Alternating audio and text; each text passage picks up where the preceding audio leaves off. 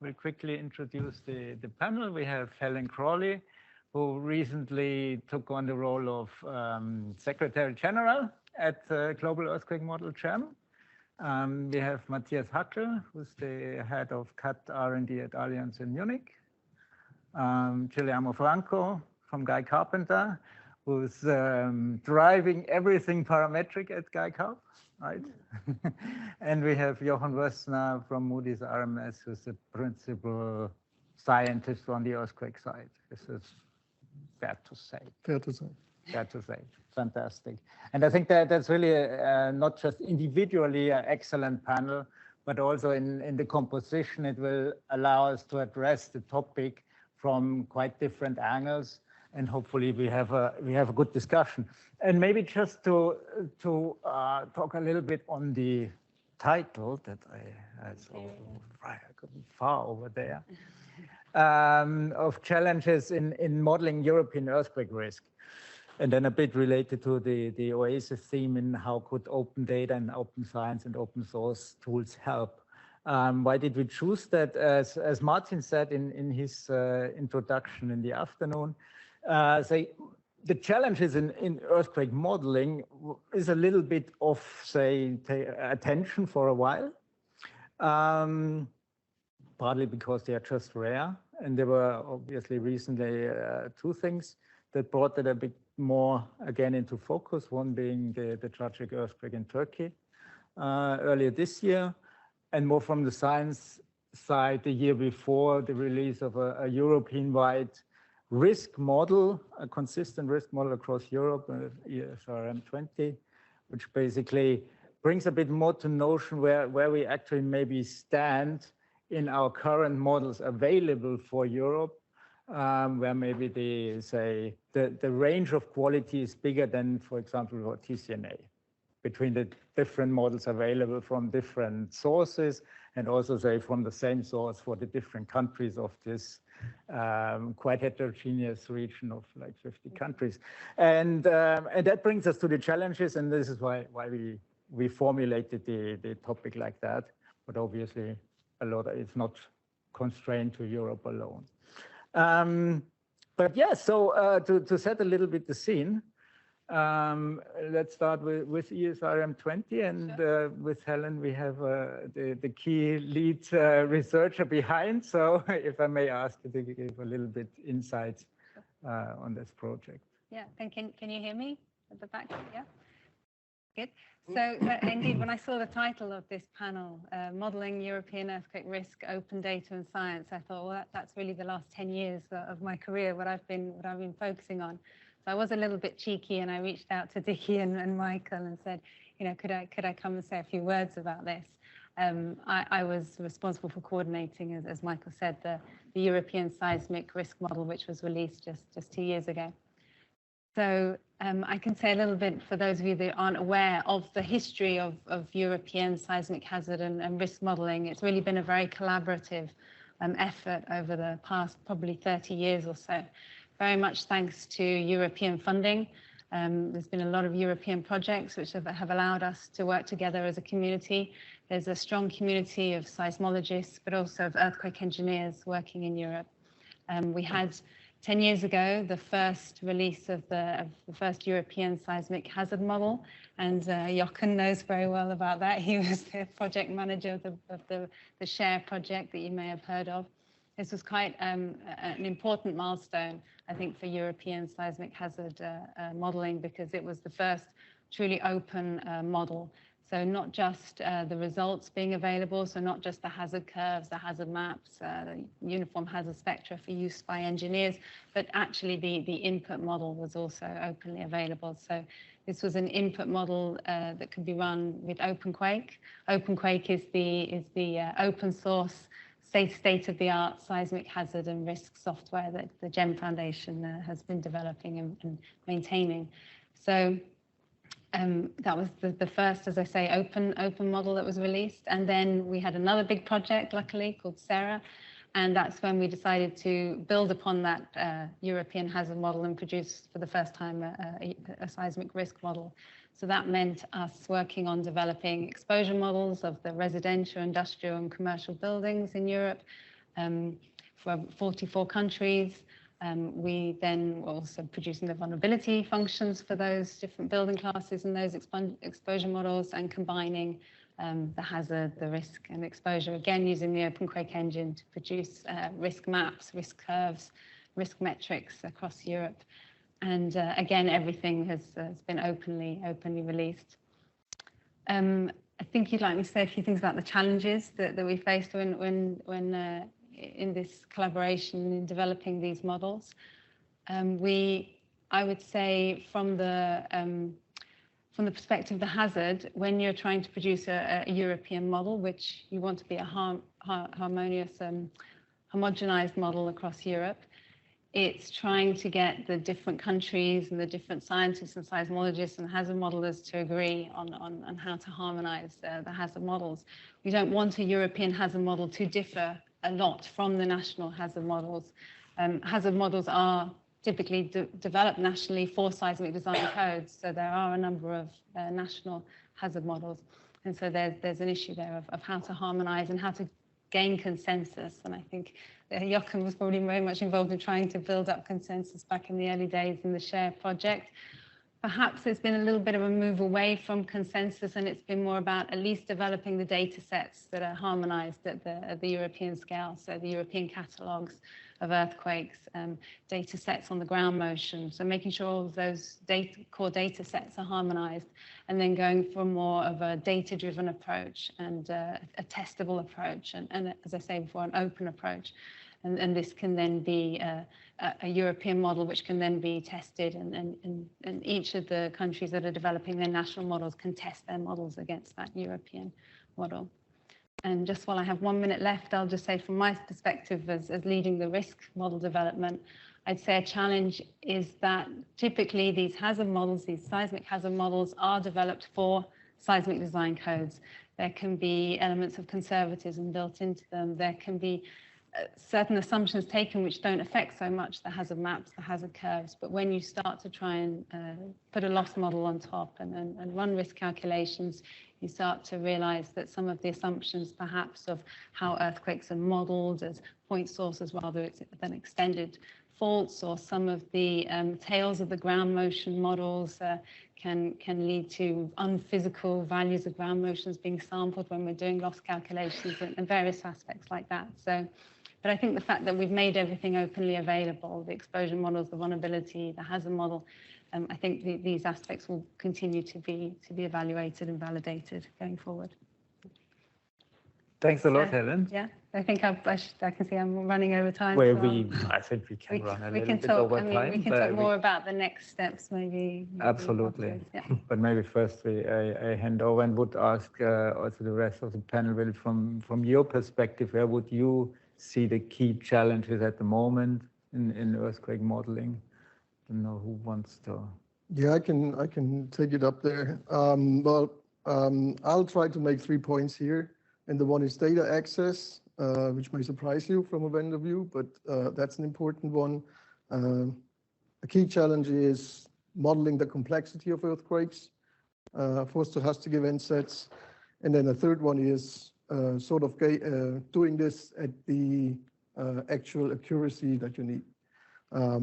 So starting with the first point, I would first like to thank really the GEM Foundation, because through that, we have a facility, really simpler way of accessing data, and especially data that is used for hazard modeling at the first place. So GEM does really an extremely useful job in providing the whole community data. What is, though, a limitation, at least from our point of view, is that it's not all the data that we could use to do a really meaningful model. And with that, I'm pointing to damage data and claims data, because at the very end, during this model development, we are looking at the model components, put them together, and then we're trying to calibrate that. And it's a huge challenge to do this on a basis so that we can also share that with others, and that others can actually evaluate our models appropriately. So GEM actually took an initiative to create a database of historic events.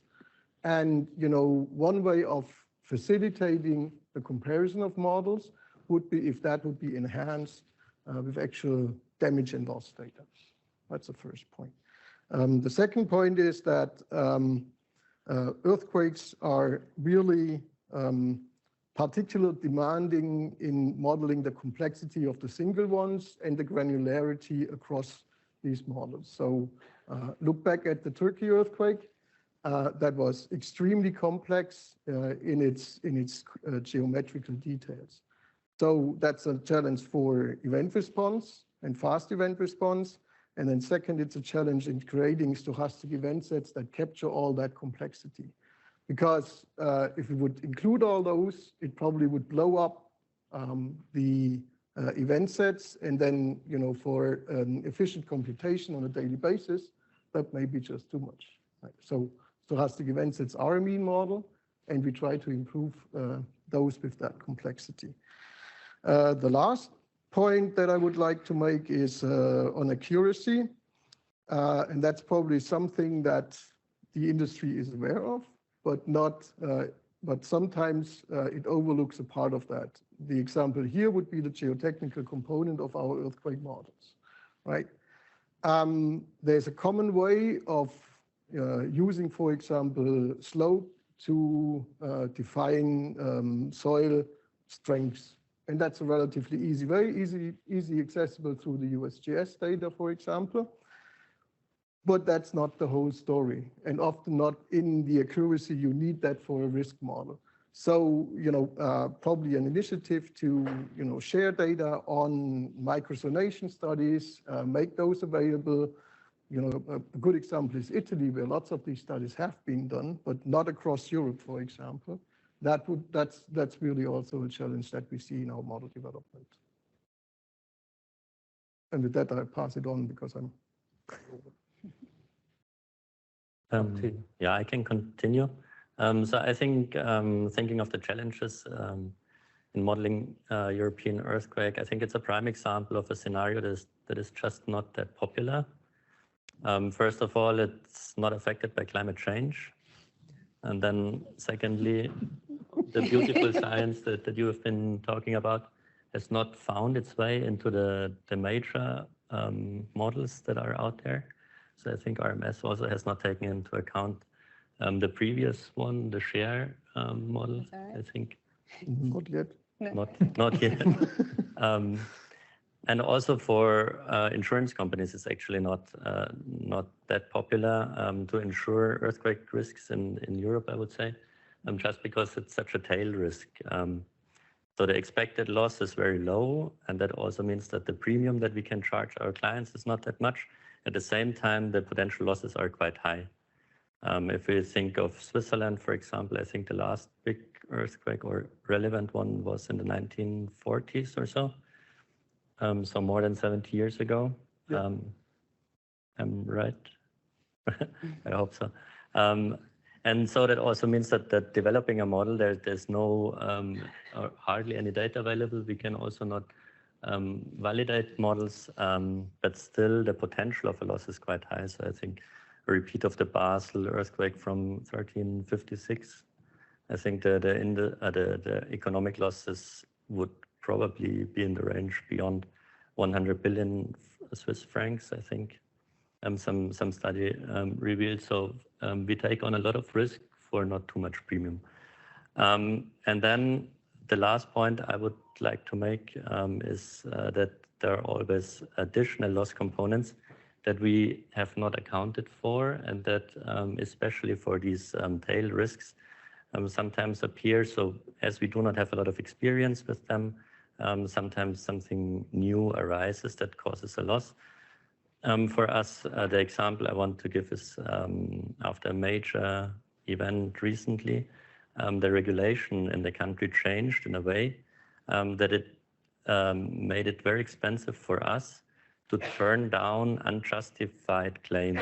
That means that a customer had the peril not covered in their policy.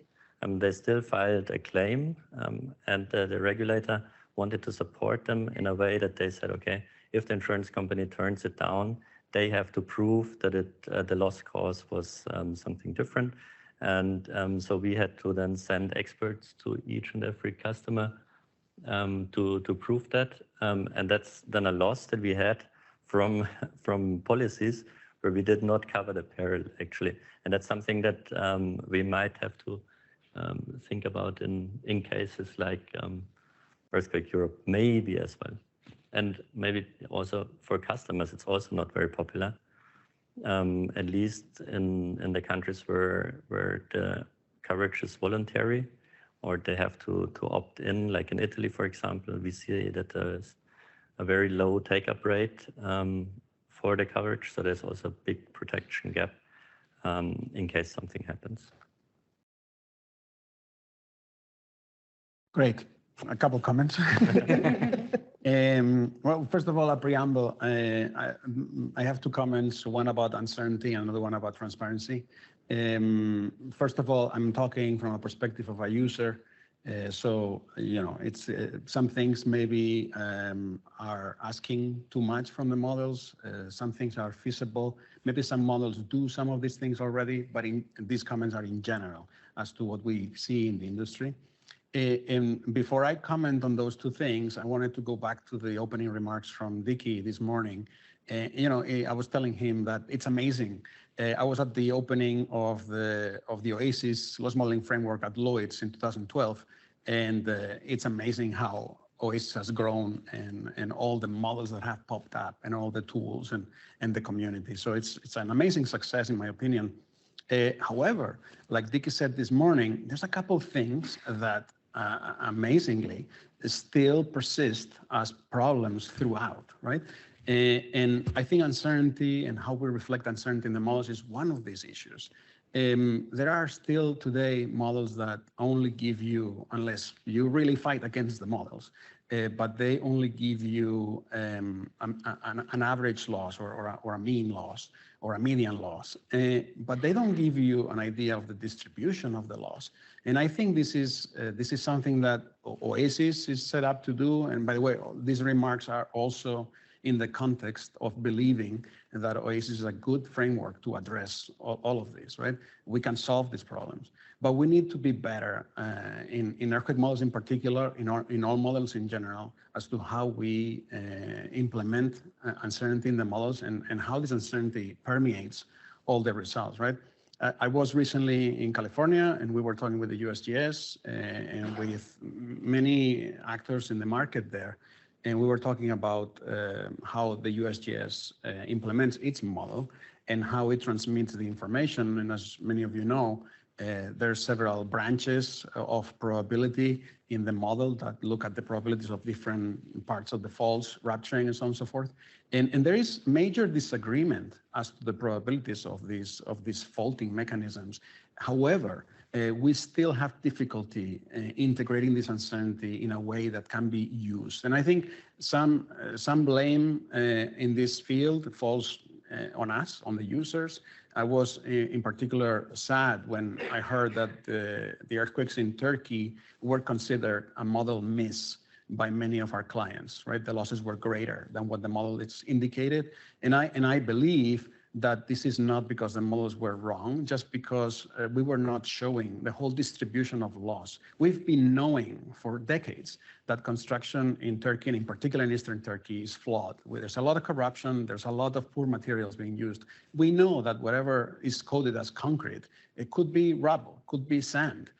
Why are we not seeing these in model results more obviously, right? We'll leave it there. There are reasons for it, but we can leave it for debate. The second one, and very briefly, transparency. Still, I now devote much of my time to construct and analyze parametric solutions. Parametric solutions, as many of you know, are witnessing a resurgence. They were used since 1996 in cat bond transactions, but now they're making their way into the retail market, which is fascinating, right? But now we're seeing that some models don't give us the parameters necessary to calibrate these solutions. I am starting to perceive that some models are becoming an obstacle to advancement in this field. And this is tragic. I mean, why don't we have the depth of the foci of earthquakes in all the models transparently published in the catalogs? Why don't we have the geometry of the faults? Why don't we have these things that are pretty obvious? And to me, they're not an IP protection worthy element. They're just there to help us structure better solutions. So we need to keep pushing to make these parameters more transparent, because at some point they're going to hinder how much we can advance in the industry in terms of deployment of these solutions. I'll leave it there, but there's a couple of comments on the future that we'll address later, but there are good reasons as to why these are problems as well. So by no means am I implying that these are solvable clearly. There's debate to be had. Thanks so much. And yeah, I mean, and probably the audience as well would already have a lot of questions on that, but maybe before that, I would do like a second round with all of you, thinking a bit more now in the future, or in the present. What are we doing? What are we getting right? Or where do we make progress before we jump into all the grumpy discussion of what we don't get right? It can be cheerful. It can be cheerful. Yes. I don't know, Helen, do you want to start? Okay, so if I stay always with the perspective of the community of, let's say, academia research and what for the future for them, I get the question is, would there be funding for another type of project like we've seen the Share, Sarah? Probably not. So I know that they're asking themselves, how can we work together in the future to produce and continue to update these models?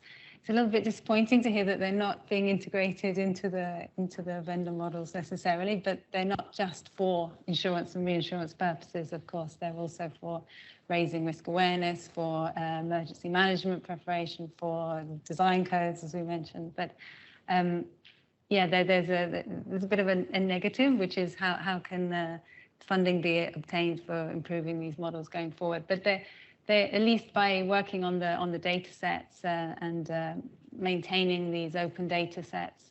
And I hope that GEM can play a role in also providing the open source tools for hazard modeling, the open source software, and somehow standardizing the way in which national hazard models are developed. Because we know that there will always be funding for national hazard models, as I said, because they're needed for seismic design codes. So if we can try and standardize at least the national hazard modeling, and as I say, maybe GEM can help with that, with standard tools, a standard framework, a standard way of doing the modeling, so that then it will be harmonized at the European scale. So yeah, I think focusing on standardized methodologies. I think another area in the future where we will focus is on improving our efficiency of building these models. In the exposure modeling, which I was personally involved in, we obviously spend a lot of time just collecting census data. It's a very slow process. It's static. We've come up then with a static model, which just can not change maybe until the next census is updated.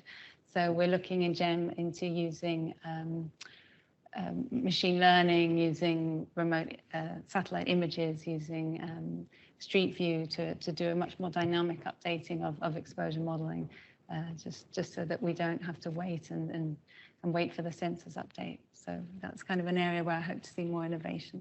Mm-hmm. Well, since you started, Helen, I'll take away your disappointment. I mean, we're,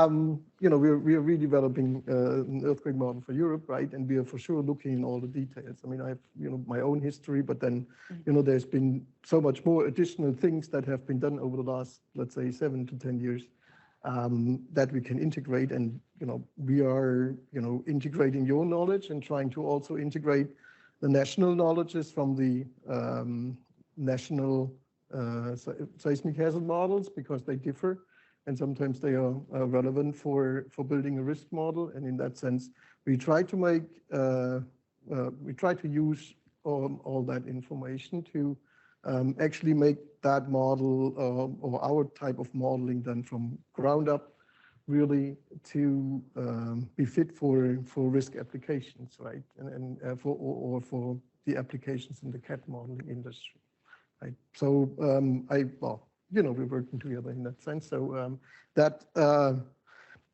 is a challenge though for us, because we have to combine these things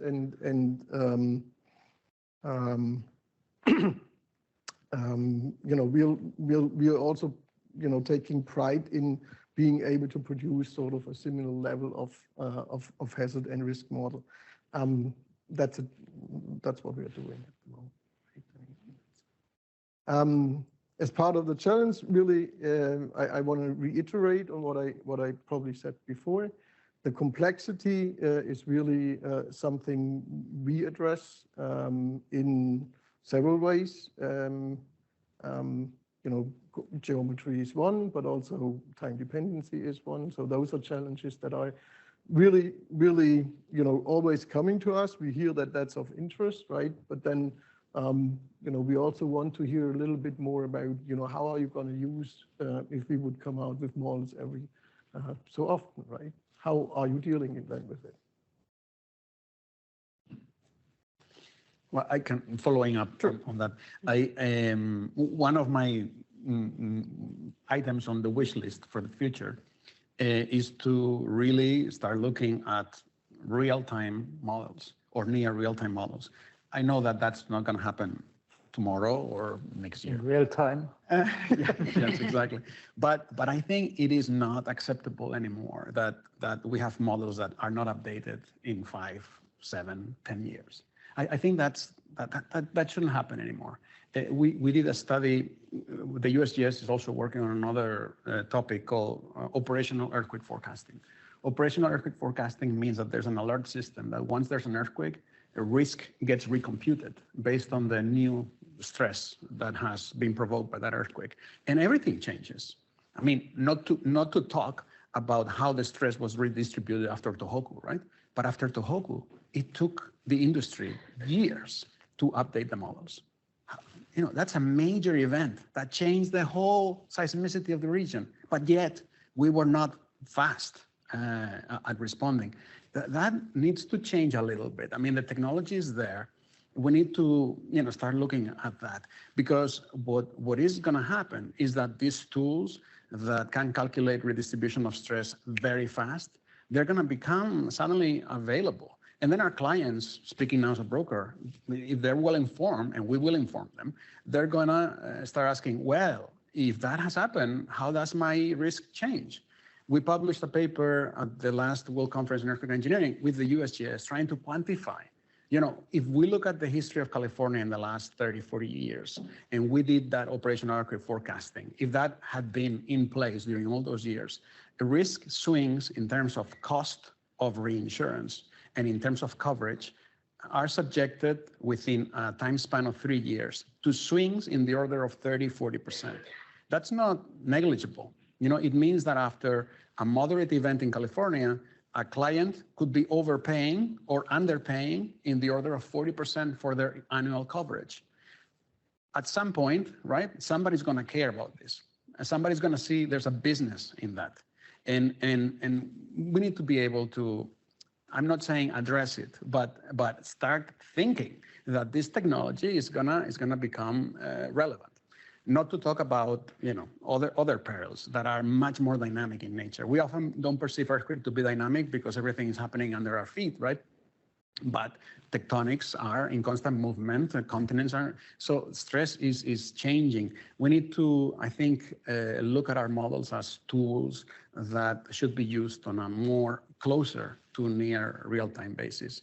And another thing that, connected to the flat panel and the comment I made before about nature, is that I think it escapes us sometimes as a community. We're rooted in insurance, and 99% of our usage of models is within insurance.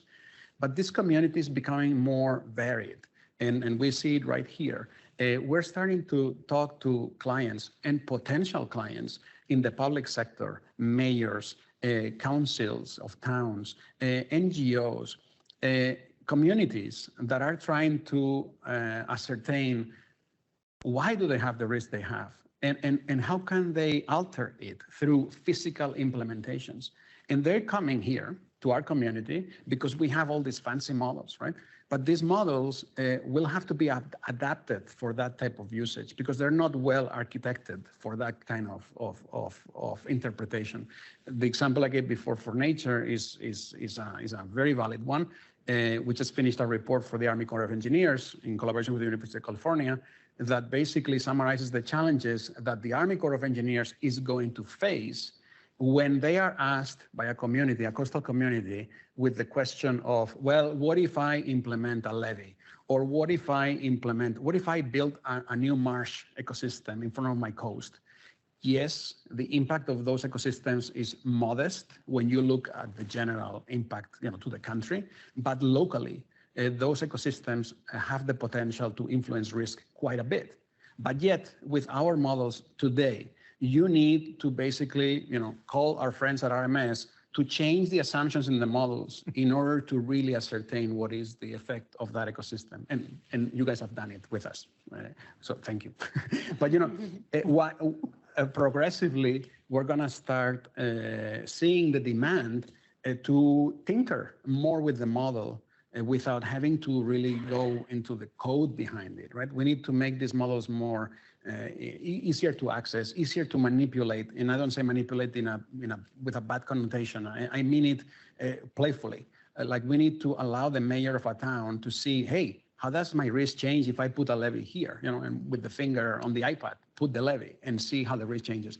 That kind of mentality also can be developed here in this community before others start from scratch, right? A modeling industry somewhere else that addresses those needs. Yeah, I think almost everything has been said already.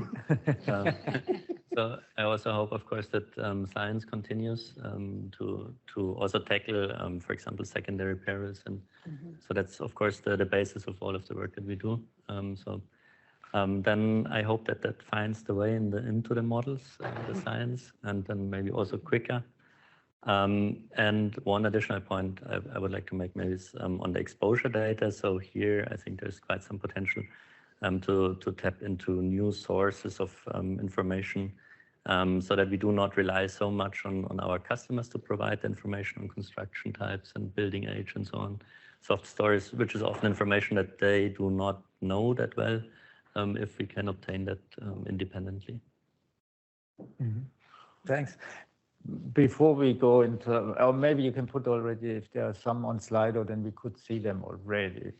But may I ask, because just that is curious to me because it came up in all the sessions, so there seems to be a lot of opinions how often models should change.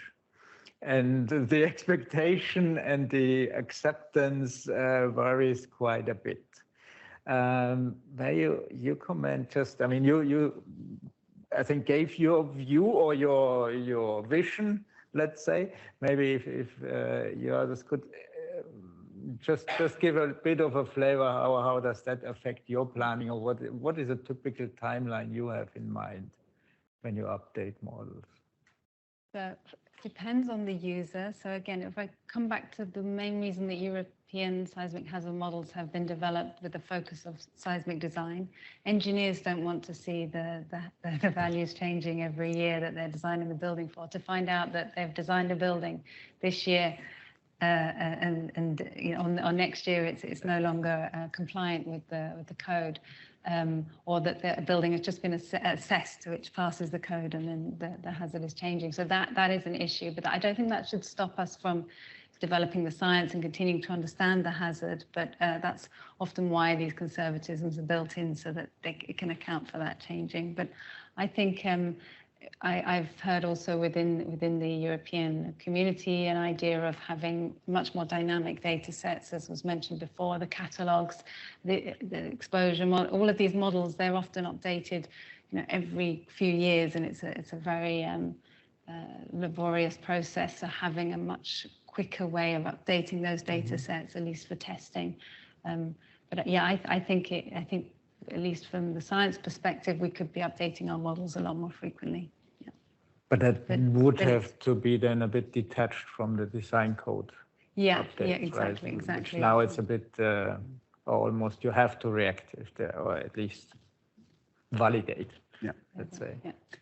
Yeah. There's, by the way, a big effort, again, driven by the USGS, to start a community that connects with the insurance industry in parallel and mimicking that community that has been built for the building code adaptation and evolution. Yeah. So that's being built because the communities have different needs and different timelines, right? Mm-hmm. Maybe your views? Yeah, I mean, I can comment on the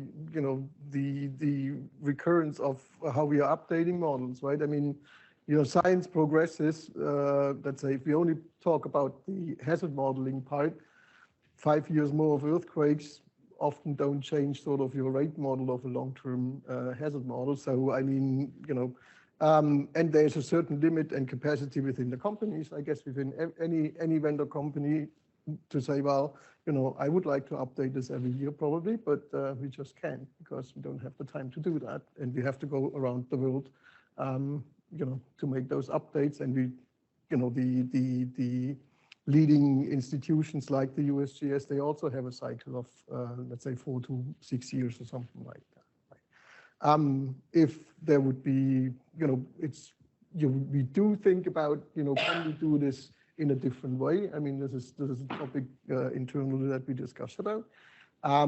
If we are thinking about things like main shock, earthquake sequences in modeling that. But again, that's an additional effort, and that needs additional expertise and a team to implement that. So interesting for sure, but at the moment hard to realize. Let's put it this way. Right? Yeah. So on the one hand side, I would like to have the new science available in the models immediately. Mm-hmm. So have frequent updates and best models possible. On the other hand, model updates and changes come with a lot of overhead on our side.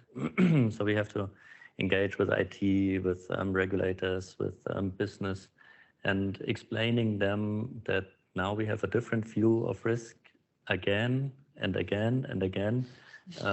Makes it sometimes difficult. Welcome to planet Earth. Yes.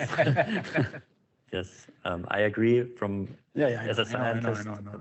But then also, I mean, there are decisions that depend on this view of risk, and they're not so easy to change or not so quickly often. Mm-hmm.